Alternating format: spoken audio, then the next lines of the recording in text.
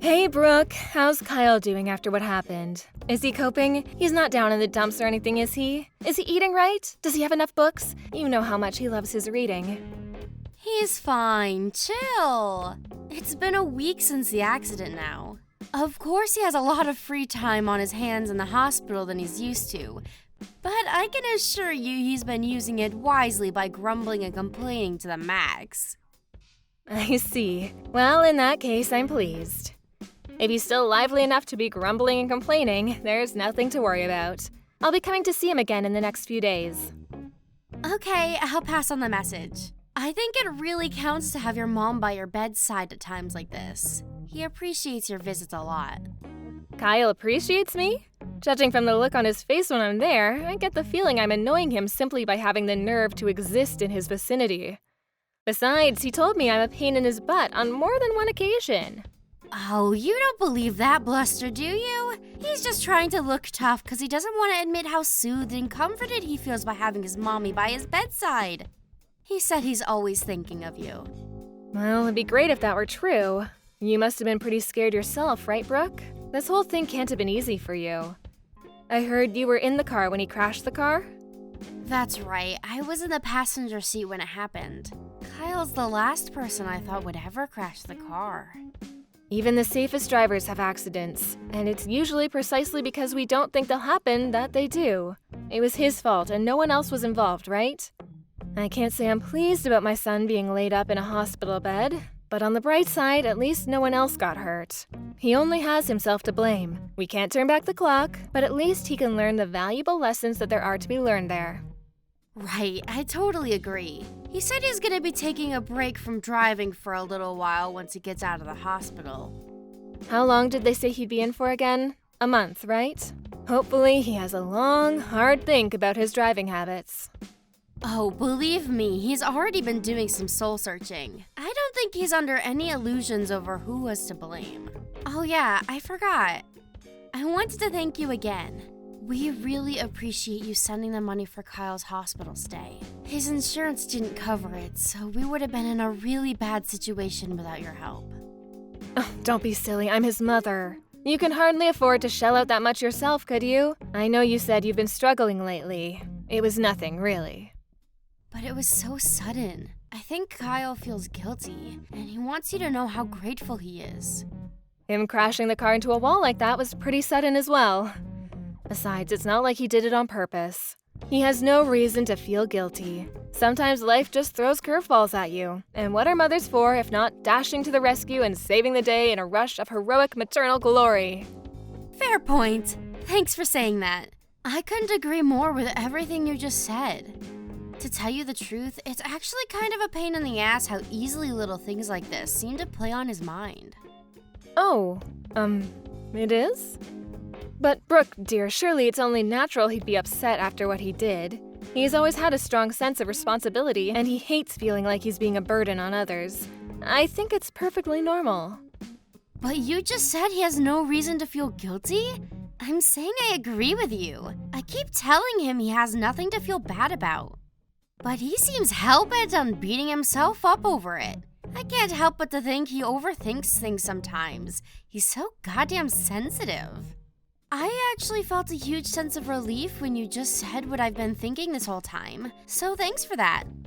Sure, he might overthink things at times, but still. Don't you think it's more complicated than that this time? Huh? But you just said he shouldn't feel guilty. Wait, were you lying? What? Lying? No, of course I wasn't. It's just, how to put this? Just because I don't think he should feel guilty about what happened doesn't mean I think he should be nonchalant and indifferent towards it either. If anything, I'm proud of him for being so considerate towards others. Is there a problem with being nonchalant and indifferent when you've done nothing wrong? You're my mom-in-law, and that makes me your daughter. What's with this weird formality all of a sudden? Since when were you this stiff and reserved? You can speak your mind with me, you know. I see. Well, I suppose if that's how you feel about it, then you do you, sweetie. Right? I will. Okay then, it's settled. From now on, carefree is the word. Our days of fretting over trivialities are gonna be nothing but a distant memory. Right. Got it. All right, well, Brooke, I have some shopping to do now, so I'll speak with you later. Take care.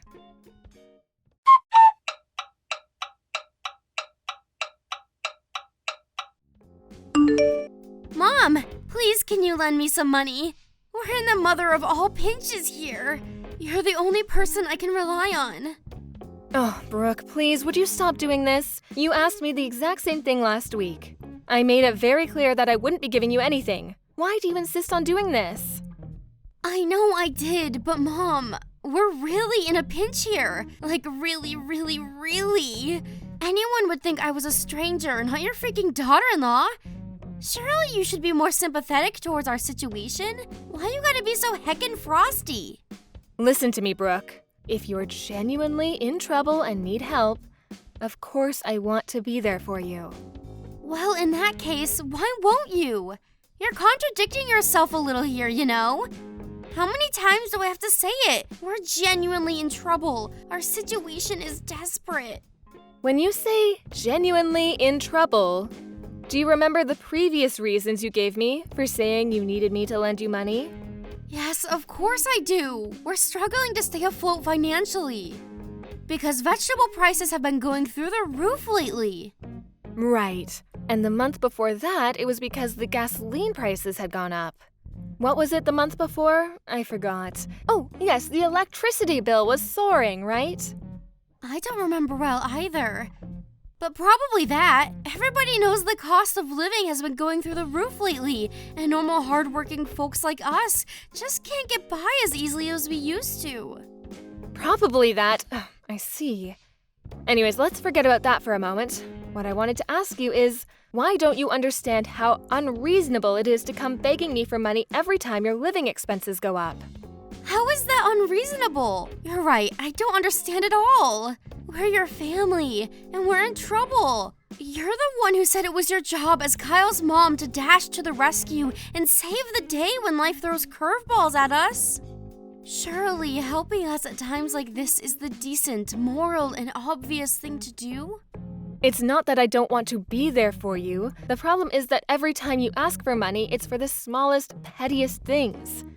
Think about it. If I have to come to the rescue every time your outgoings go up slightly, it'll never end. Kyle's got out of the hospital and went back to work months ago. It's not like you two are on one salary anymore. I never heard anything about either of you taking a pay cut either. Look, dear, I know we're in a cost of living crisis, but how can you suddenly be in the mother of all pinches just because cucumber prices went up? Surely, if you two do some brainstorming together, you can figure out a way to get through this somehow. I'm asking you precisely because we can't cope without your help. Why won't you believe me? You're horrible. You lent us money without so much as a single complaint before. What changed? I sent the money back then because my son had been in a car accident. That was an emergency. Surely you see the difference between a car crash and the things you're asking me to open my purse for every month these days? I get that. Look, I don't know exactly how much Kyle brings home every month. But you've never had any problems like this until recently, so I could ask you the same thing. What changed, Brooke? You'll be fine if you just tighten your belts a little. You know, like eating out less, canceling things like Peeps Flick subscriptions, making sure the lights are turned off, that kind of thing. This is hardly rocket science. It must be nice to have the luxury of saying all these things from a position of complete financial security. Life isn't so easy for us mere mortals, you know. Yes, that's right, I know. You're sitting on a tiny little nest egg in that savings account of yours, aren't you? I see. I take it you heard from Kyle? He'd let it slip after he had a few beers the other night. I'm pretty sure he didn't mean to tell me. It's real nice to know how trusted I am in this family. Like, geez, thanks for sharing, Mom. Anyway, if you have so much money, what's the issue with lending us a few cents here and there to help us get by when times are tough? Why does it have to turn into this big drama? Just quit complaining and hand over your bank card already. You do know that my savings and your household finances are completely unrelated, don't you? Just because I have money does not mean I'm obliged to give it to you. What kind of logic is that? Besides, if you're really in as much trouble as you say you are, Why are you the only one who ever comes begging to me like this? If times are so tough, why haven't I heard so much as a word out of Kyle? Duh, isn't it obvious? He's way too proud to admit we're struggling. How's he supposed to feel like the man of the house if he has to beg his mommy for pocket money? In that case, you won't have any problem with me confirming all this with him directly, will you? You know that your finances are in such dire straits that you have to beg your mother-in-law for money several times a month? Oh, come on. There's no need to do that, and you know it. That's just mean-spirited. Think about how it would make your son feel. The bottom line here is that you need to learn to overcome life's challenges by yourselves. If you rely on others at the first sign of trouble, not only will you have no problem-solving ability of your own, but you'll be finished as soon as the support dries up. I have absolute faith in you both to get through this and to become stronger people for it. If you accept and understand all of the above, and you still say you're in desperate trouble, I'll be here for you. But just because we're not at risk of being homeless this week doesn't mean we're not in trouble. Do we have to be on death's door before you start caring about us? You know, all of this time you spend asking me for money could be spent figuring out how to improve your situation. Less talk, more action. First, do what you can. If after that you tell me you're still hopelessly in trouble, I'll consider helping you after discussing things with Kyle. Fine, I understand. Sorry for being so persistent. Don't worry about it. I'm grateful for your understanding. I understand things aren't easy for you right now. But you can't go through life relying on others all of the time. If you did, you really would end up in the mother of all pinches when no one was there to save you.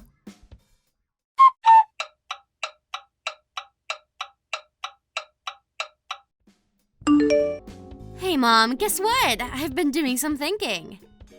Brooke? What's this all of a sudden? Have you had some kind of religious epiphany? What have you been thinking about? Remember how you scolded me before for asking for money? Well, you gave me pause for thought, and I've pondered long and hard on the matter. So anyway, I'll get right to it. I have a suggestion. Hear me out. I hardly scolded you, dear. But it is important to consider other people's feelings and opinions, especially when they differ from your own, and the ability to do so is a sign of real maturity. The fact that you took the time to seriously think about what I said makes me very happy. Cool, thanks for saying so. Okay, well, I'm ready for it. The suspense is killing me. What's your suggestion? So, you have a lot of savings, right? But you told me it was no good for me and Kyle to rely on your money unless in case of emergency, right? That's right. We might be family, but that doesn't mean we shouldn't have boundaries, and relying on others all the time isn't good for anyone. On the other hand, it seems like such a waste for you to keep all that money to yourself without putting it to good use. Excuse me? Forgive me, Brooke. Maybe I'm misunderstanding you here, but by any chance has the subject changed? Nope, we're still on the topic. Just bear with me. I'm building up. Where was I? Oh yeah, you said it yourself. It's no good to rely on others too much, right? That's why I think we should move in together. What? I'm sorry, but I don't understand this at all. What on earth led you to that conclusion?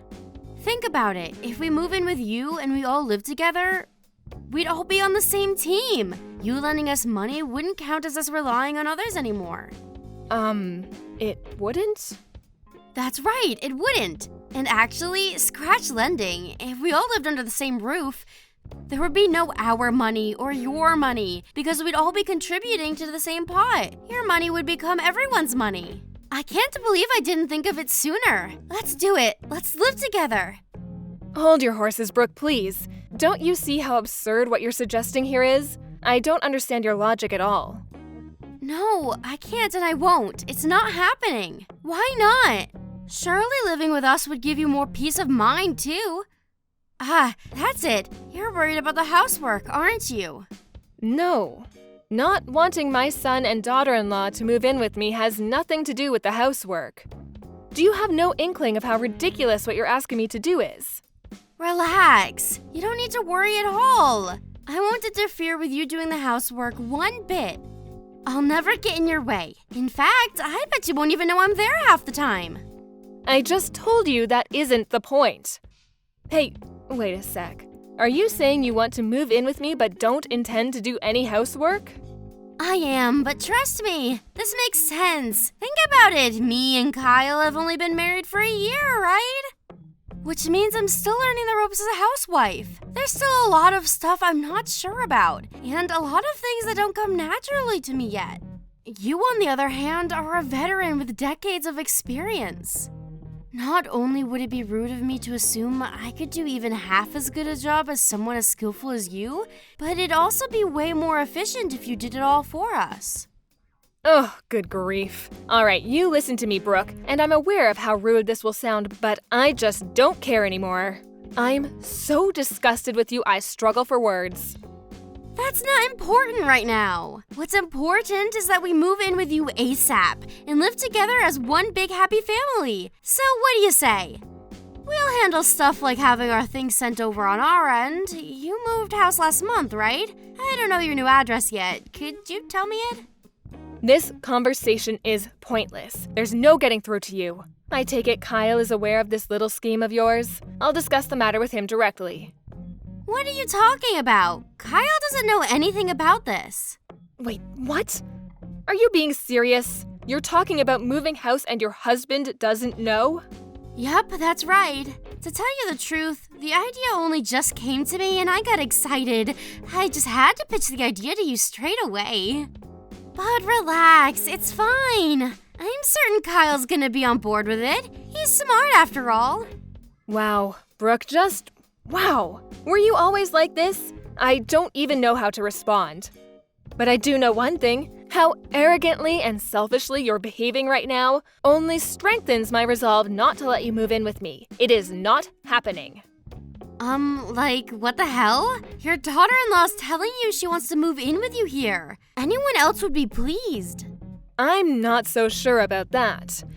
Anyway, there's no point in carrying on this conversation if Kyle doesn't know about what you're doing. I'm going to go speak with him directly. I have nothing more to say to you.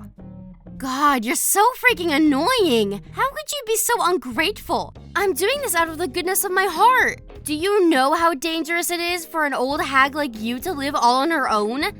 We're moving in with you, so hurry up and tell me your address. Oh, today has been an unusual one. Who would have thought it's possible to be this disgusted with a single person so many times in one day? It's actually impressive. Stop talking nonsense and accept my very kind offer already. You think I've got all day to be wasting on this stupid conversation? Some of us have jobs to work and finances to worry about, you know. Calm down, Brooke. Deep breaths. In, out. You came at me like such a whirlwind I didn't get a chance to tell you this. But I already live with someone, so unfortunately, I'm not going to be able to take you up on your offer. You're better off just forgetting the whole thing. Huh? You're already living with someone? You never told me that. Who is it? Since when? Why wouldn't you tell me something so important? Isn't it obvious? Who would I live with other than my family? My second son and his wife, of course. You're right about me moving house last month, but it wasn't to be on my own. I moved in with the two of them. I wasn't lying when I said you couldn't move in with me, you know. What you're suggesting is literally impossible. What the? No! How dare you be so selfish! Do you have any idea how much trouble this puts me and Kyle in? We need your savings! Undo it! Get out of their house and move in with us! You can't be serious. I know you know that's not going to happen. I knew that was what you were after all along, by the way, but it's at least nice to hear you admit it. You'd stop at nothing to get your claws into my money, would you? As long as I know that behind every word that comes out of your mouth lies nothing but an insatiable desire for my money, I have no reason to talk to you. Not now, not next week, not ever. If that upsets you, I suggest you go off and cry into your pillow alone because there's nothing you can do to change my mind. You just hold on a goddamn freaking minute! I'm not done speaking yet! I'm terribly sorry, Brooke, but I'm busy. Me, my eldest son, and his wife are all going to a hot spring resort today. Gotta go. Bye. A hot spring resort? Now? Right now of all times? You cannot be serious. Ugh! Mom! Are you there? Mom! Mom!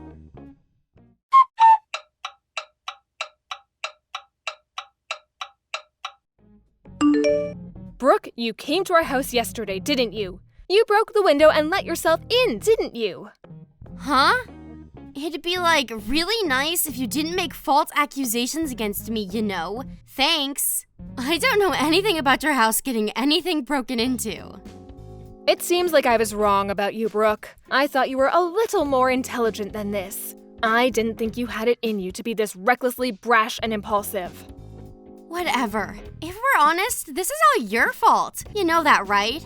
Did you really think I was gonna let you get away with keeping the whole moving in with your son and his wife thing secret from me? If you'd have just kept your mouth shut and given me your bank card like anyone with half a brain would have done, you wouldn't be in this mess. Regret won't get you anywhere now. You dug your grave, now lie in it. I couldn't agree more. It really was careless of me to tell you I moved in with my second son. I've been a fool. Wow, you're self-aware? I suppose you'd be a total lost cause if you weren't capable of self-reflection at your ripe old age. Let's face it, you're not as young as you used to be. If you'd have waited any longer, you might have kicked the bucket without realizing what a gigantic moron you are. You're right. Thanks for helping me notice, sweetie. You see, I'm so grateful that I want to give you a little something by way of thanks. So I got you a present. Huh? A present? What is it? You should know that I don't accept cheap stuff. It's fine, relax. It's even more valuable than my bank card. You know, the one you took from this house. In a certain sense, it's actually something really unusual. Huh? What could you possibly be talking about? I can barely take the suspense. I don't know anything about your bank card either. You're barking up the wrong tree. Oh, really? Is that so? How tragic. In that case, my present is meaningless. Huh? Meaningless? How so? What's the present? Tell me. You see, I spoke to the police about what happened yesterday. We have witness testimonies from the neighbors. Something tells me you might get a knock at the door from some men in uniform with a couple of questions to ask you very soon. Wait, what? You spoke to the cops? Why would you do that? What's the problem? You have nothing to worry about. It wasn't you after all. Sorry if you find it boring, but I thought it'd be perfect for you. The present is police questioning, just for you. Congrats, honey. No, wait! You can't seriously be saying you reported me, your own daughter-in-law, to the police? I'm your son's wife! You seem a little perturbed. Is everything okay? Surely you have no reason to panic like this. What's the problem? It wasn't you after all. I know you're probably busy, and having a bunch of stern-looking cops grilling you on the sofa might not have been how you envisioned yourself spending today. But you clearly had nothing to do with it, so I'm sure they'll be out of your hair before you know it. I'm sorry. I lied. I knew it. So it was you? Yes. I was so mad about the whole moving in with your other son thing. I wanted to get back at you somehow. I'm sorry. Please forgive me. I see. It's fine. Relax. You have nothing to worry about. I told you, right? This is a present. How can I relax? I might be about to get arrested here. And how the hell does calling the cops on me count as a present? It's a present because I am very kindly giving you an opportunity to reflect on what you've done and become a better human being. So why don't you have a long, hard think about your behavior and fix that rotten personality of yours? That's what me and Kyle want you to do. We both have high hopes for your rehabilitation. We'd be over the moon if you accepted it with some gratitude, because this is the last present you'll ever get from this old hag.